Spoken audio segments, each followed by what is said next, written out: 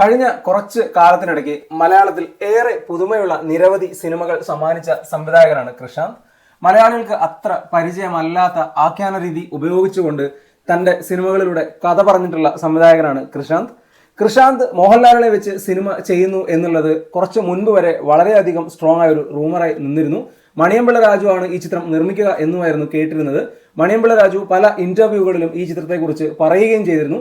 കൃഷാന്തും ചില ഇന്റർവ്യൂകളിലൊക്കെ ഈ സിനിമയെക്കുറിച്ച് പറഞ്ഞിരുന്നു. ലാലേട്ടനൊപ്പമുള്ള സിനിമ സംഭവിക്കുന്നു എന്നൊക്കെയുള്ള അതുമായി ബന്ധപ്പെട്ട് ഡിസ്കഷൻസ് നടക്കുന്നു എന്നൊക്കെ കേട്ടിരുന്നു.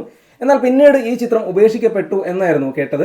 എന്നാൽ ഇപ്പോൾ അറിയുന്നത് ലാലേട്ടനും കൃഷാന്തും ഒരുമിക്കുന്ന സിനിമ ഉപേക്ഷിച്ചിട്ടില്ല എന്നും മണിയമ്പിള്ള രാജു നിർമ്മിച്ച് ലാലേട്ടൻ നായകനായി കൃഷാന്ത് സംവിധാനം ചെയ്യുന്ന സിനിമയുടെ ഡിസ്കഷൻസ് നടന്നുകൊണ്ടിരിക്കുകയാണ് എന്നും ആ ഒരു സിനിമയ്ക്ക് വേണ്ടിയുള്ള പുതിയൊരു കൺസെപ്റ്റ് ഡെവലപ്പ് ചെയ്തിട്ടുണ്ട് എന്നൊക്കെയാണ്.